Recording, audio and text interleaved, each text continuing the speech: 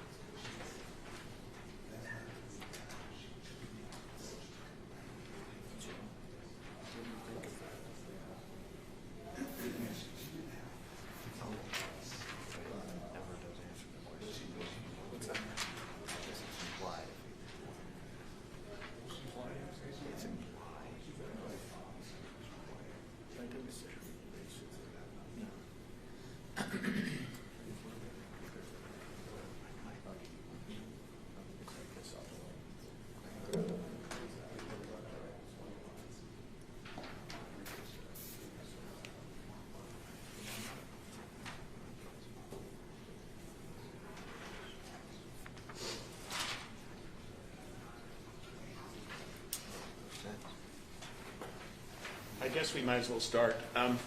I, for some reason, didn't get notice out very well to several of our media markets, and I don't do press conferences, and I apologize for that.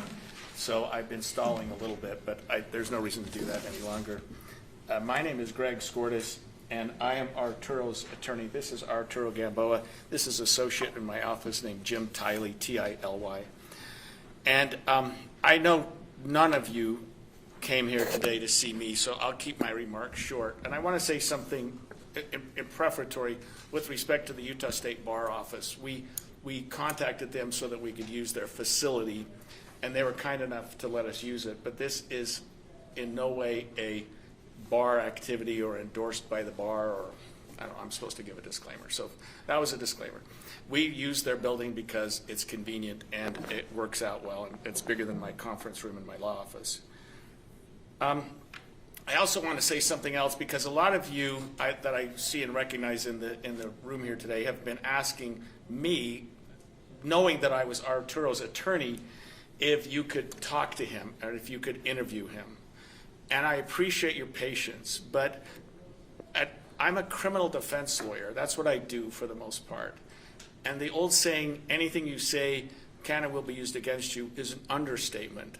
And with that backdrop, I didn't see any reason for Arturo to give a statement, even to you all, who I trust, all of you, until the investigation was done by the DA's office. And so I hope you will forgive me, but I couldn't let Arturo speak until the investigation was over at the DA's office. And it was a painfully long investigation, but it came to a good conclusion. And I applaud the DA's office for their investigation and for their hard work and for the fact that they got to a point where, admittedly, I thought they should have gotten to 4 months ago. I got involved in this case shortly after the event occurred and went and saw Arturo in the Salt Lake County Jail. It was probably, I don't know, he'd been in for a couple of days. And what was troubling about that for me personally, just as an attorney practicing law for 43 years, is when Arturo came out to visit with me, I saw something I'd never seen before, period. And that was a man who was cuffed with his hand, and he's in jail. He's not going anywhere. He's cuffed with his hands. His legs are cuffed. His hands are cuffed to his waist, and he's got a leash. He's wearing a leash. And I thought, he's in jail. I don't get it. And at the same time, he's got a bullet hole going through him. And we talked, and he's just such a sincere man. He's such a wonderful man. And it's the first and only time he's ever been in jail, and it's the last time he's ever going to be in jail. I mean, he's a good kid. He's a good man. He's not somebody that's out committing crime. And I wrote this thing that I gave you all because you don't want me to get on my soapbox, and so I'll just leave it at that, because this case troubled me from the start on so many levels that I felt like I had to put something together. I wanted to explain some of what I've got behind me, and then I'll turn the time over to Arturo. When I saw Arturo in the jail, he showed me this bullet hole, and this is an innie and this is an outie. This is an entry wound and exit wound from a bullet, from a 9mm handgun. And if you look, this is Arturo's back and side. There's an angle, and the reason for that angle, and I'm not a forensic expert, but I've done this for a few years, is because Arturo's bent down when he's shot. He's running for his life when he's shot. He's not standing up like I am right now. And that's the angle that you would expect from someone shooting someone who's running away. That angle of shot. It's not a flesh wound. It's not a flesh wound. It's a penetrating wound. And this is a little better shot of it in another one. And another thing I wanted to show you was Arturo was actually shot twice. This is one shot, obviously. He was also shot. The DA described that his gun was shot. Well, he was holding the gun, and it busted up his finger. So that he was shot twice, and then, according to the DA, and I think that it's corroborated by the evidence, there was a third shot fired, which ultimately killed Afa Ah Loo, who hadn't done anything wrong. Interestingly, after this event occurred, we all knew that there was a peacekeeper, and his name was kept quiet for a long period of time for whatever reason, who was the only person who fired a gun. Arturo never fired a gun. There's no question about that. He didn't even have a loaded gun. There's no question about that. Everyone knows that. And he was lawfully carrying a gun under Utah law. Now, I don't advise carrying guns in this fashion, and I can understand why it caused some concern. But what caused some concern in this case wasn't that Arturo was carrying a gun so much as a large Hispanic man was carrying a gun. And I'll just say that and then probably move on so I don't get in trouble. But after the event, the shooter, the person who actually killed Afa Ah Loo, was not taken into custody. Nothing happened to him. In fact, we're at almost 6 months and he's still never been taken into custody. Arturo was taken into custody. He was taken to the Salt Lake County Jail and booked into jail for murder, first-degree murder. I wrote on my paper it carries 5 to life. It actually carries 25 years to life. And a judge looked at the case and said, I'm going to set no bail. In other words, you're not going anywhere, Arturo. And they filed murder charges, knowing he'd never fired a gun, knowingly he'd never put a bullet in the gun, knowing he'd been shot in the back, but he's booked into jail on murder charges. When I saw him, he was in jail, like I say, cuffed to a fare thee well. It was awful. And under Utah law, and most states follow the same model, when a person is taken into custody, the authorities have a certain period of time to charge them. You can't just hold somebody in jail without charges. Makes sense. In fact, charges almost 6 months later haven't been filed against Arturo. So he never, in my opinion, should have gone to jail, but he did. And after this event occurred on the 14th, the district attorney's office filed a motion to extend his jail hold on June 19th. It was 5 days later. A motion saying, Judge, we need a little more time to decide what we're going to do. Which, by the way, is not necessarily uncommon. But it was troublesome in this case to me because I didn't feel like he should have been in jail in the first place. But what they did was they asked the judge to keep him in jail with no bail until they could figure out what they wanted to do. And the judge granted it. Said, sure, take another week or so. We became frustrated with that, and I did something that I haven't done in my 43 years. And we filed what, in fancy terms, you'd call a writ of habeas corpus, but it's called a request for extraordinary relief. The next day, this was filed on June 20th, and it said, Judge, let him out. The district attorney's office didn't file a motion to get him out. They never filed a motion to get him out. They filed a motion to keep him in. We filed a motion to get him out, and to their credit, the district attorney's office read our motion and said, we probably need to get this guy out of jail. But in my opinion, had we not filed a motion to get him out, Arturo would have spent much, much, much longer in jail. Maybe another month. Maybe he would have been released last week when the district attorney gave his press conference, but he wasn't going anywhere. The judge did sign his release, but there were conditions to the release. And I just wanted you to have these documents, and we can get them to you. But one of the conditions were, we agreed to these with the DA's office, that he be supervised by pretrial. It's an agency you call. Every day you check in. They check on how you're doing. That he had to live with his father. And Arturo at the time was living back and forth between his mother and father. And he'd call me and go, can I go to Mom's house? And I would say, yeah, just don't tell anybody. And he's like, well, I don't want to get in trouble. So he didn't. I mean, the kid was, he was amazing. I mean, he'd go visit her, but he slept at Dad's house. And then they said, don't possess any firearms. And for whatever reason, the judge, who didn't want to let him out, who was looking at us like, why are we doing this, wrote in here, this is a zero tolerance condition, and then signed it. We didn't ask for that. The DAs didn't ask for that. The judge said, zero tolerance. Don't possess any firearms, and really seriously don't possess any firearms. And then turned in his passport to me. Apparently I still have it, but I'll get it to you. And then Arturo was released. But he was released under conditions. He had to check in. He was still under the auspices, I guess, or the hooks, I guess, of the system.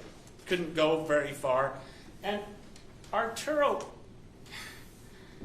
he's a, I know I told you I'd just talk for 2 minutes. I'm already well over, but I'm wrapping it up here. He's a guy that follows the rules. So he's like, he was literally paralyzed by this activity for 5 months. He couldn't move on with his life in the way that we all do. And I kept telling him, you know, go back to work, go to school, go back. He loves his music. Do the things you do. But he was frozen. He was paralyzed. And so it was a huge relief for us when the district attorneys came to the correct decision to not charge him last week. It was no surprise that Mr. Alder, the shooter, was charged with a manslaughter for shooting Afa Ah Loo. But I felt, and I still do, that this was a crime. And I was a prosecutor for 8 years. I don't know anything about the law, but I know that. This is an aggravated assault, in my opinion. This is an aggravated assault, in my opinion. An assault with the use of a deadly weapon, an assault that causes serious bodily injury. So the district attorney's office could have charged 2 other counts. They didn't. We don't have any right to appeal those decisions anyway. They do whatever they want. But that's what they decided to do, and we will live with that consequence. And I just felt personally as an attorney that those are charges that could have been filed, and that Arturo was also a victim because he's been treated a little bit like a perpetrator rather than a victim. And you asked the district attorney at the press conference, I'm talking to Daniela, why Arturo wasn't treated as a victim. And the district attorney said, well, we didn't think we could charge him with a crime because of this, and didn't really appreciate the question, why he wasn't a defendant. But anyway, I do want Arturo to be able to speak. And by the way, he's here, but a lot of you want to talk to him in different capacities, and he's willing to do that. He will either stick around or he'll go meet with you at your studio. I mean, I think that he's ready to come out and talk and do what he needs to do. And I love Arturo. I really come to respect what a great man he is. And he's had no prior involvement with the law before. I would just say that sometimes we, including me, could look at a person and judge them differently because of things that we see and act in ways that we probably wouldn't otherwise. And that's why I wrote my little thing there, and I'll leave it at that. So I'm going to, unless there are questions of me, and I can't imagine there'd be any interesting ones, I'll turn it over to Arturo. Thank you. You're up, boss.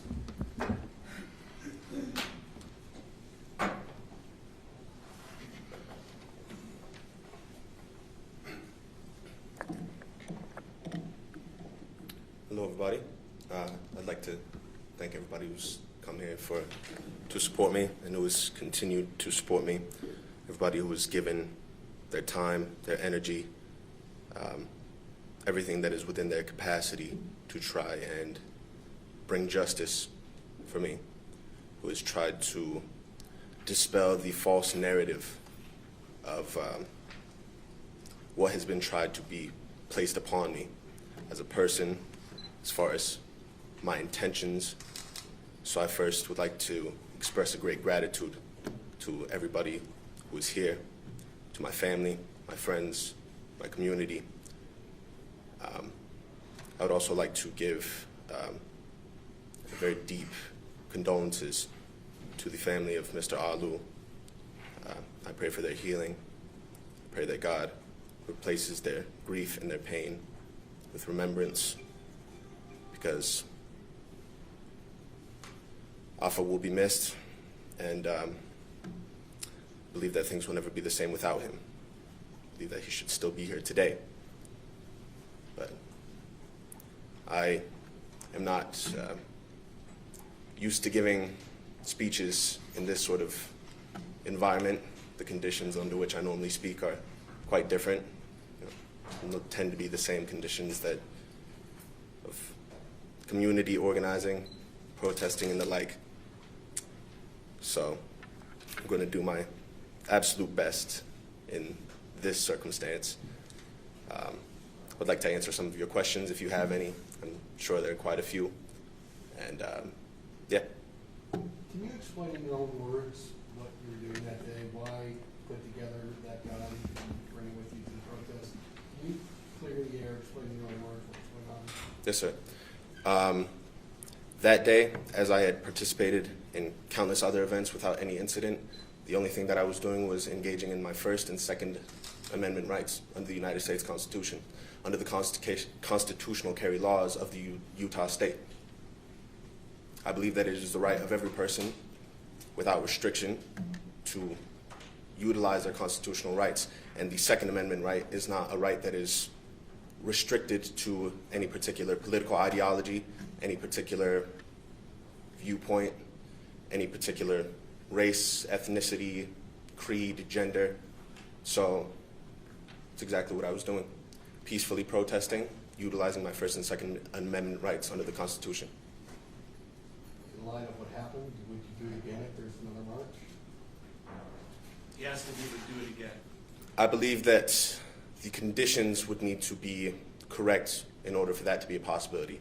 I think that under those circumstances there, that an organization that is not of the people, that is not in true connection to the community, that puts the safety of the community at risk by refusing to collaborate with other organizations for necessary training, de-escalation, and the like, believe that it would be, under the right circumstances, I could see it being a possibility.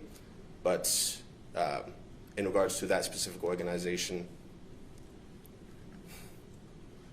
So do you believe that that organization should have had the armed peacekeepers there?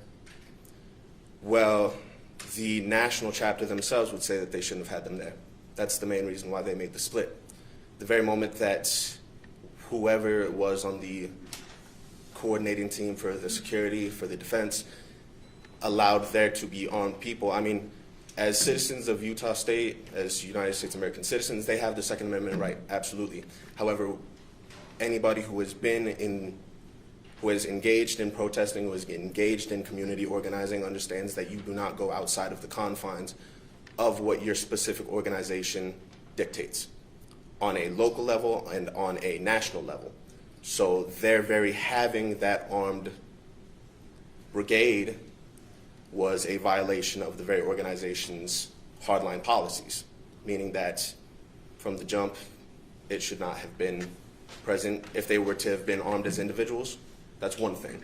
However, if you are going to attempt to represent your organization and you are disobeying the very hardline rules of your local chapter, of your national chapter, of your state chapter, then you are violating the very rules set in place by your own organization that you claim to represent.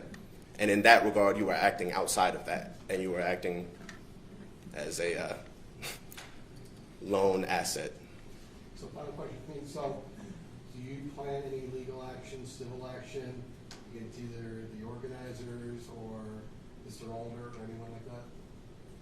What we don't want to do is hurt any possibility that Afa Ah Loo and his family can recover whatever damages that they're entitled to. And so if there's a pot of money out there somewhere, Arturo recognizes that Afa Ah Loo ought to have first shot at that. And I don't know what's available. We do know that Arturo, and I'm sorry I cut you off, bro, No problem. but is now saddled with significant medical debt, 5-figure medical debt.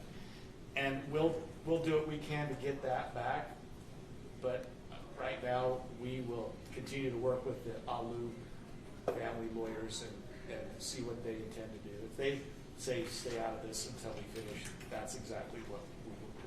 So are you in contact with them? Yes, and have been. Your attorney has kind of inferred that there was bias present in the way you were treated by police immediately after this. Do you feel like there was racial bias in the events that day after the shooting?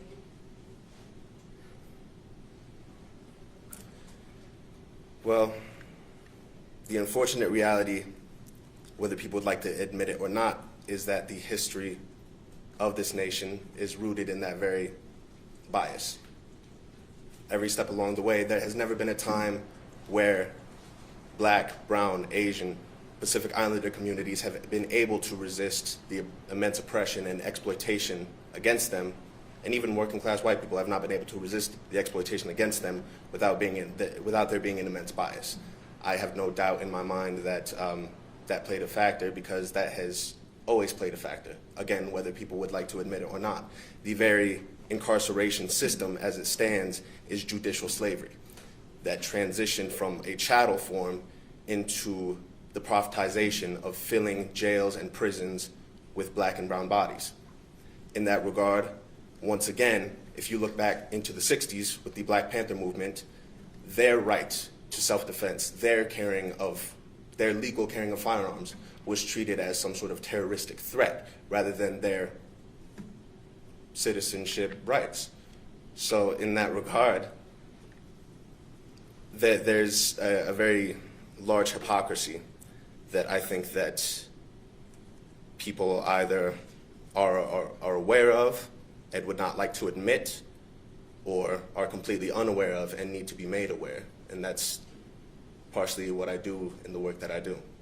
How do you feel about the way the system treated you versus the way it's currently treating Mr. Alder, and the fact that you've spent time in jail, he hasn't? Well, I think that anybody who is aware of the circumstances of this case can see exactly for themselves. I don't need to speculate or come up with some idea of it. You can see it plainly in your face. The very day I was treated as the perpetrator of the potential mass casualty event, that my intentions were to, quote, mag dump into the crowd, that I was there with the intention to harm others. And then that very day, I mean, from the moment that everything happened, I was treated as a psychopathic villain.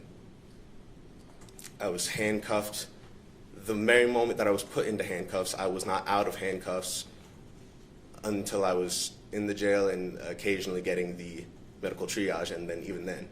The most time that I spent unhandcuffed outside of chains was within the confines of a maximum security cell.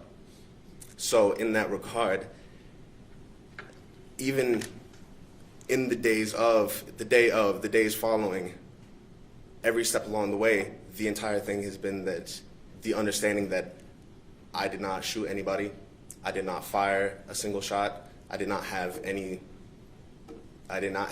ammunition in the rifle. However, the blame was placed squarely on my shoulders. The news organizations, the media, created a false narrative and created something so that they could make their own profit, so that they could make their speculatory gestures, so that they could get their headlines off of my name, my face, even in the few futile attempts of trying to defend me. They would still even use verbiage that is deeply biased, and that still painted me out to be the perpetrator of something, or that I had the intention of being the perpetrator of something. We all know who the person that killed Afa was that day. Plain and simply. We all know the only person who drew their firearm, aimed it, and fired it into a crowd of people, who recklessly discharged their firearm, who had the intention of murdering me, and who did murder Mr. Ah Loo. Do you feel like he should be charged for shooting you?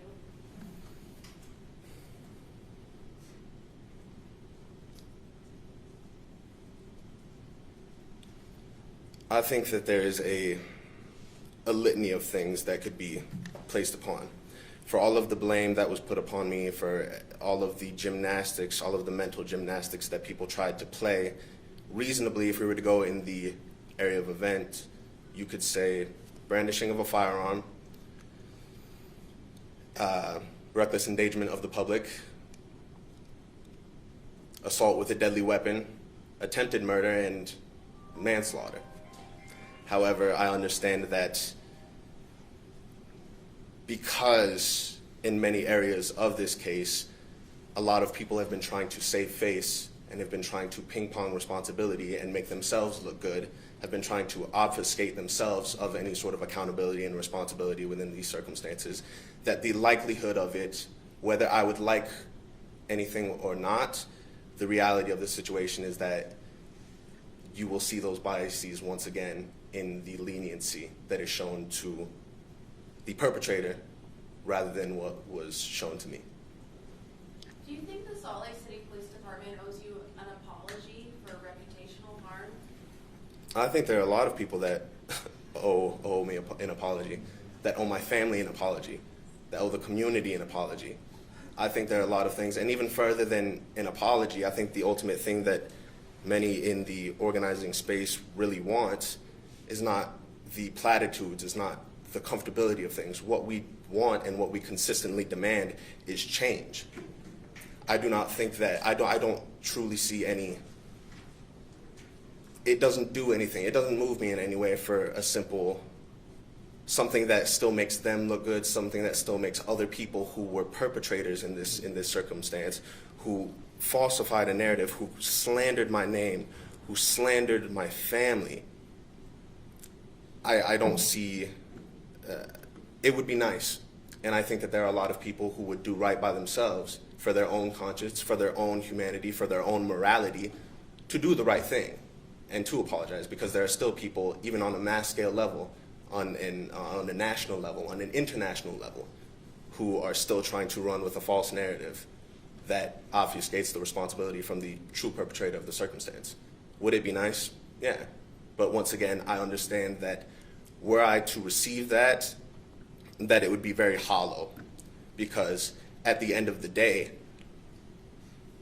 there have been many people like me, and I believe that so long as there remains to not be a consistent and material change within these structures, within these systems that govern our lives, I believe that there will be far more of me.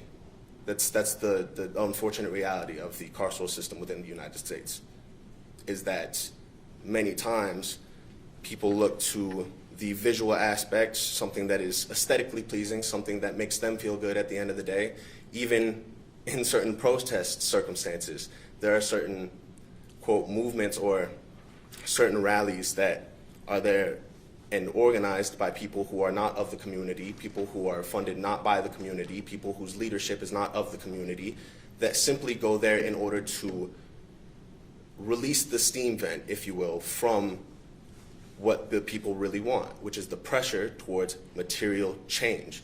We want change in our communities. We don't want something that only makes those in power who are still exploiting the community, who are still exploiting people, who are still oppressing people. It's the equivalent of various police officers and stations taking a knee in solidarity with people after unjustifiable police murders. It makes them look good, it makes them feel good. However, the reality is, how honest is it? How true is it? Do they really mean it? And if they are honest in what they claim, will they change? What I would like to see is true change. I think what a lot of people would like to see within these systems, within these structures of society, is change. That's what we were all there to initially demand in the first place, was change. Arturo, you just laid out so much of what you faced, 6 or 7 days of detention, nearly 6 months after that, waiting for a charging decision. How do you describe what it's like to carry that burden for as long as you did?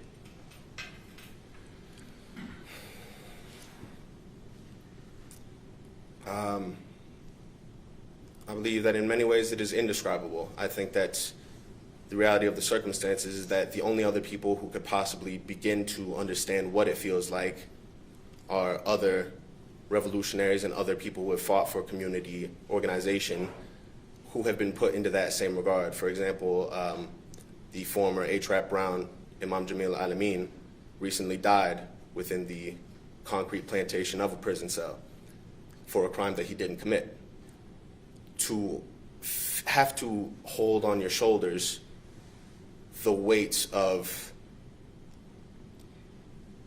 false narrative of the psychopathic shooter who had intentions of mag dumping into a crowd, who had intentions of doing something, who was the reason behind the circumstance. Oh, he was dressed in all black, he had foul intentions, things like that. When you know the reality of the circumstance, when you are blamed with the loss of life, the loss of soul of a human being, and you know in your mind that you didn't do it. However, every step along the way, wherever you are, it doesn't matter what you say. It doesn't matter if you can look into the eyes of somebody who sees killers, who sees robbers and things every single day in and out of those cells, and you look them in the eye and say, do you see that in me? Doesn't matter, because they're doing their job. And whether or not that job is right, moral, just, they are taking orders. So at the end of the day, how can one really feel when you are put onto an international basis? This has gone far beyond the state of Utah. This is national and international at this point. And there will continue to be people who, even after having the facts shown in their face, will still refuse to believe the reality of the circumstance. At a certain point, I understand that I can only do so much to change people's perception. The truth stands alone. The truth needs no crutch. The truth needs no amplification. Truth is a weed. You don't need to water it. It'll grow on its own. It's very similar to revolutionary inspiration in that way, in that people don't need to be pushed and forced in the direction of change. They will desire it themselves once they see it. But to have to carry it, to sit in a 5x10 cell with a fresh bullet wound, being treated as a criminal, being treated as some sort of psychopathic madman who created the circumstance that got somebody killed, and to know at the end of the day that all you really wanted to do was try and do something good for your community. I don't think that I could sit and try and explain for hours, day by day, minute by minute, hour by hour, exactly how it felt. And at the end of the day, I don't think people would really realize the true gravity of it, the true weight of it, because it was that intense. When I say that those circumstances are judicial slavery, it is exactly that. Being held handcuffs to waist chain with leg cuffs, being led on a chain leash. I was just outside of my cell so that I could get a saline swab on a fresh bullet wound and get a fabric Band-Aid with not even so much as a Tylenol or an ibuprofen, to then have to just go back and try and take a nap, to wait for the next meal, because the food in those facilities is not anything that's fit for human consumption whatsoever. But it's through patience and through the grace of God, I made it through every single day. But I can tell you this, that I think that it would break anybody's heart, that it does irreparable damage to your psyche to have never had encounters with police outside of trying to demand justice for oppression and wrongdoings, but to never have been in a jail facility, to never have been into a prison, to then be chained and bound and having to call your family on the phone, bending down, holding the bottom of the receiver so that you can try and get a word in, to talk to others in those facilities and to have them go, man, what are you doing here? It's like, what? There's no way. It's, I believe that to answer the question of how it feels to carry that burden, I think that it would require much more time than we have here, unfortunately. But at some point, I would like to do my best to fully materialize exactly how that feels. At the end of the day, I don't think that people would. Unfortunately, there is a large percentage of people who don't care and who think that that would be a good thing, but it's indescribable. It is. You were treated as an animal. You were treated less than human every step of the way. But in that regard, I actually would like to give my appreciation to the nurse who helped me the day of the incident in the facility, who was the only person that entire day who treated me as a human being, who saw my humanity, who saw a scared person, who saw somebody who had no ill intent, and who treated me as such, who treated me as a human being. Because every step along that entire process, I was treated as, I was made to be the convenient Charles Manson figure so that other people could shift the blame. In accounts from people who were interviewed that day, including Mr. Alder, we've seen that they've said to law enforcement, well, we yelled at him to drop the weapon, he didn't respond, we're telling him to drop the weapon.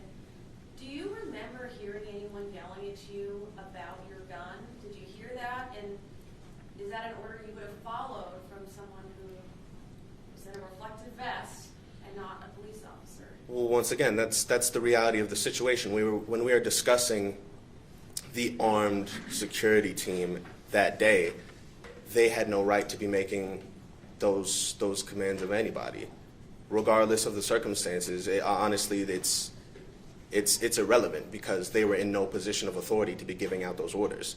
If anybody else in that crowd would have been wearing a yellow vest, then they would have had just as much legal authority as anybody else. A person, if I were to walk into a Sprouts grocery store or something like that, the cash out lady, the person who's bagging groceries would have more of an authority to tell somebody else when and where to carry, and if they are carrying, to get them out. The reality of the circumstance is that was not in their job description. And if it was, then that responsibility falls on whoever coordinated that specific team. But the reality of the circumstance is that regardless of that scenario, they were in no position to be giving commands of anybody. The organizers of that rally, I don't believe have been publicly named. It is apparent that a name was used for the permit application. Michael Andaban. That is not a real person who organized this protest. No. Do you feel there should be some accountability for those organizers? How do you feel about that? Well, yes. I mean, in many areas, specifically, I mean, in regards to my political ideology and the political ideology of many of the people that I work with, one of the big things is criticism and self-criticism, as far as you are very deeply encouraged to understand your faults, to try and take accountability when you have done wrong, to answer for the things that you have fallen short in. And that is not always we try and push past and see outside of simply a carceral punishment system. However, at the end of the day, that in and of itself tells you that that organization is not of the community, is not of the people. It is not run and put together by the people, or else you would have seen a true accountability.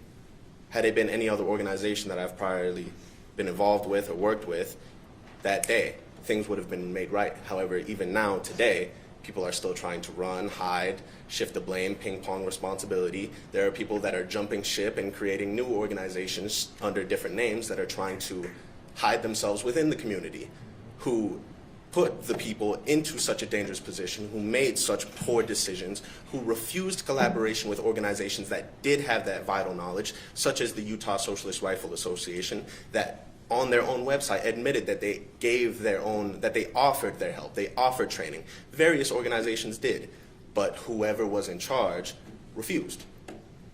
In that, I would say that it is very dangerous for the community, and to be wary of anybody who was involved, who is now trying to duck under the covers and then put themselves into a different situation and distance themselves, being like, oh no, I don't know, I wasn't me, look over there. I believe that's very dangerous for the community. So as far as should the organizers be held responsible, I mean, whoever decided to go against the national chapter's hardline policy of no handguns, of no firearms, their person who was acting under whoever the security defenses coordinator was obviously didn't get the memo, or they did get the memo and they chose to go against it. Either way, I mean, the responsibility does lie in some capacity with the organizers, with the group. I don't think that can be denied. I know you were asked if you would carry a gun to a protest again in the future, but I'm curious just about protesting in general. It seems like demonstrating is a big part of who you are. Do Absolutely. you plan to continue that? Once again, I think that it would be very circumstantial. I do not see any benefit in what is pretty much in any demonstration or protest that could be classified as a glorified parade. If the object of the protest is simply for the mild or moderate to go out there in their cute little uniform and to hold up a witty sign, and then at the end of the day just crawl back into comfortability and privilege, I don't see that as being fruitful in making a real material change to the people, in making a real material change to the community. I would like to obviously do whatever is in my capacity to branch out and do mutual aid organizing, distributing food, distributing clothing, doing whatever it is in my capacity. As you know, at the end of the day, my goal with my life is to be able to do whatever is in my capacity with the gifts that God has given me and continues to give me and grant me each and every single day to make a positive change within this world. At the end of the day, I understand that I will have to be accountable for everything that I've done. And I think that there are a lot of people who, and it's not for me to judge, but I think that many of us fall short in that regard. Many people claim to have a certain faith and a certain belief, but at the end of the day, are we feeding the hungry? Are we giving clean water to drink? Are we protecting the earth? Are we cleaning the waterways? Are we trying to keep the air clean? Are we watching over the wildlife?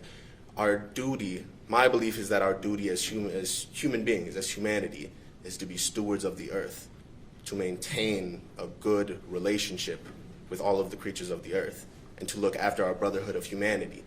And in that regard, we must put ourselves on the line in saying that because you are my brother, I will fight to the very bitter end if it means that I will protect you, if it means that I can better your situation.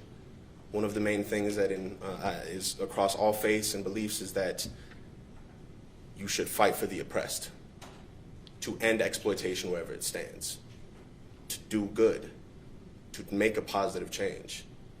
So whatever can be done in my capacity to do so, I fully intend on doing.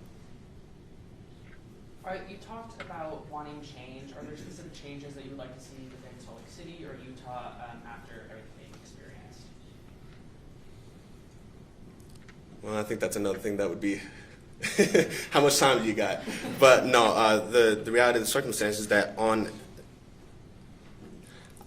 this brings up a good point as far as when I was in the facility, and my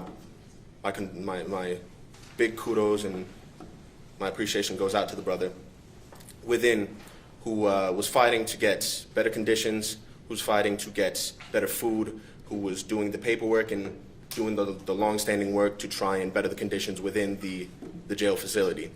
However, I even talked to my cellmate that at the end of the day, the reality is that on a grand scale level, we have a lot of things that we need to fix. First of all, one of the largest things in regards to the carceral system in general is that we need to end slavery. The reality is that slavery is still legal under the United States Constitution, under the 13th Amendment, in that slavery is legal as punishment of crime. We have not abolished slavery. I believe that once we do that, then we can address the root causes of crime, that we can address the root causes of incidents, and that we can actually make a material change. However, the reality of that also is that a lot more people would be making a lot less money. Change for the people and good things for the community. What's good for the goose is good for the gander, but it's not good for the businessman. It's not good for the CEO. It's not good for the profiteer. So I see a lot of changes that could be made. I see a lot of trash on the street that could be picked up. I see a lot of gas stations and coffee shops that are filled with a lot of officers who are not doing much of anything. I see a lot of people sitting homeless on the street when we have more than enough resources in order to actually give material aid to people. We could make a significant change within our communities. However, once again, that means that a lot more people would be making a lot less money. And it would make sure that it strikes another thing off so that they don't have something to dangle above the people's heads for the next election cycle. If we actually made changes, I think that a lot of people would lose a lot of their leverage in that regard. Because as long as you have something to run on, if you have a platform and you never actually change anything, then you can use that as a threat towards the working class people in order to say, well, you should vote for me because, oh, look at that other guy. Meanwhile, neither of them have an intention of change. Neither of them have the best intentions of the working class people in general. Neither of them, both of them are adherent to the singular party. I believe that both the Republican Party and the Democratic Party represent the interest of one party, and that is money making, quite frankly. And anybody who is reasonable in that regard would be able to see that for themselves. I believe that they see that every single day, whether they like to admit it or not. So yes, there's a lot of things that need to be changed. I believe that there's a lot of processes, especially in regards to the police and qualified immunity. There are a lot of things that could be changed there. There are a lot of people who have still gotten away with murder. However, because they had a badge when they did it, they have never had to see any sort of accountability to this day. So there are a lot of things to change, and if you have the time, we can run down the list. However, there's only so much time here. Have you ever talked with Matt Alder or interacted with him at all before that day was? To my knowledge, no, not at all. I had actually been told that at one point in 2020, I had demonstrated alongside Mr. Ah Loo, but Matt Alder, to my knowledge, I've never come across. There was one circumstance a while ago where, had to go to the hospital and visit a family member, and passing by, I thought I saw a person that looked like them, but like a material meeting, no. We've never had a discussion, never, to my knowledge, no. I mean, it's small lake city, so I've had various people that I know that have said, oh yeah, he was here, I knew this guy from here, he was a regular here, but him and I have never had any contact outside of that day. But you learned you had protested with Afa Ah Loo. Yes, ma'am. Could Yeah. you share more about that? Well, in regards to that, I honestly I couldn't recall because him and I never had like a formal meeting, but I mean, there were a lot of people that were in the movement against police brutality, in the Black Lives Matter movement, in the Justice for Bernardo movement. There were a lot of demonstrations and a lot of protests, of which I open carried in there, that there are a lot of people that I came across, and once this situation happened, were able to recognize me and go, oh, I knew that guy from then, I knew that guy from this one.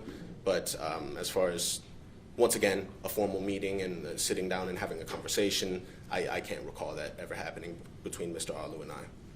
But somebody, friend of a friend in connection had said, yeah, apparently you guys were at the same demonstration. So, but I've been made aware, learning things later on, that he was also an activist. He was also very involved in the community, so I have no doubt in my mind that at some point we did cross paths, whether we knew it or not. Have you talked with his family in these past 6 months? If If so, what have those conversations been like? No, sir. I haven't had any conversation with the family. Would they be willing? I would like to give them, obviously, the time to grieve, the time to process things. I do not want to overstep any boundaries whatsoever. But if at some point in the future they would like to have a discussion, I would like to be able to give in person my condolences, if nothing else. Just quickly, something you just said. So open carrying, like you did at this protest, is not new. You've done that before. That's correct. And the Salt Lake Tribune actually had an article that was put out that has pictures, videos of me doing this. There's a lot of incidents, and many of them also were not filmed or photographed. So this was not a rare occurrence by any means. This is something that was very frequent. It's something that I believe that, once again, like I said, I do not believe that the Second Amendment right is one that is restricted only to one particular political ideology. When somebody who is more on a right-leaning basis chooses and decides to utilize that same constitutional right, they are not questioned in the same regard that I have been as to, well, why would you do that? Because it's the natural human right that you've been given. As so long as you are acting in a peaceful manner and so long as you are not going with the intention of creating aggression, then you are well within your right. And that's something that actually I did not always start out that way. I began to open carry because of outside agitators, because of people who would show up to demonstrations, to marches, who had far more equipment than I had that day, who had far more of a very expressed verbally intent to try and do something against us and try and agitate people, rile people up, and create circumstances so that they could use a self-defense justification to fire into a crowd of people. That's when I decided, well, if they have just as much of a right to do that, and they are actually intending on that, they've made that very clear that they want to do something to us, then I have the right to defend myself. Given that context, sorry, go ahead. So you've talked about, potential legal action given that pod and that money that you might not want to take. Beyond that, are there any certain steps that you want to take next regarding this incident? Any legal steps? Any big life steps? This seems like something that would be quite the disruption. What is next for you? To do whatever I can, to do whatever is in my capacity to make a good, positive change within my community, to help people. As far as the further legal matters of the circumstance, I cannot give you any details as of this moment. But I think that it's going to be a lot of healing, a lot of therapy. I've been put into a situation to where my name and face has been lambasted on like I said, an international scale. My life is forever changed. My life will never be the same. I can try and do my absolute best attempt at some sense of normalcy, but the reality of the matter is that has been stripped from me. Unfortunately, not to indict anybody else, but the media has had a very large hand in that they did not wait for the facts of the matter. They did not wait for the reality. In fact, they took the statements made by the very perpetrator and then used that to paint their narrative. So I am going to do a lot of work, but the reality of the situation also is that with the community support, with the love that is within my community, there are many people that know that that's not me, that knew from the very get that was bunk. So moving forward, I'm going to try and do whatever is in my capacity to get further education, try and get further training in certain areas, certificates, whatever the case may be, whatever it is that I'm looking towards. I've been looking at different things online as far as schooling goes, life skills and the like, trying to better myself physically, mentally, spiritually, and try and better the community around me. As far as, I'm learning on the fly, so I wish that I could give a more satisfying answer, but the reality of the matter is that if anybody else were in my circumstance, I think that they would be just as, lost as I find myself occasionally. So, but my intention is to keep doing the best that I can do. Do you know whether you might be called to testify as a witness in the case against Matt Alder? I don't We haven't been told that yet, No? Yeah. but he certainly will testify truthfully if he's asked to. I Do you told anticipate Barbie, that will happen? I don't think that he would be called as a witness. I don't know. Representative Verona Maga is presenting a bill that would ban long rifles from public protests and such. Given your stance on weapons, do you have any comment on that? I believe that it's unconstitutional. I believe that it's another thing. What I anticipate and what we are already seeing is bills in legislature that will inevitably make it harder and for dissent, that will make it more difficult for exploited people to resist against that exploitation. And it is not, they will claim that it is for the betterment of the people, they will claim that it is for safety, they will claim that it is within our best interest. However, at the end of the day, it will make it harder for us, the exploited communities, the working class people of the state and of the nation, to actually try and make material change. I would say that it's unconstitutional and that it should not be passed. I told Barb he'd be wrapped up at 2, and it's 2. I know Arturo would be available individually if any of you want to contact him later, but I appreciate y'all being here today. Where are you from, Arturo? Are you a native Utah? Born and raised.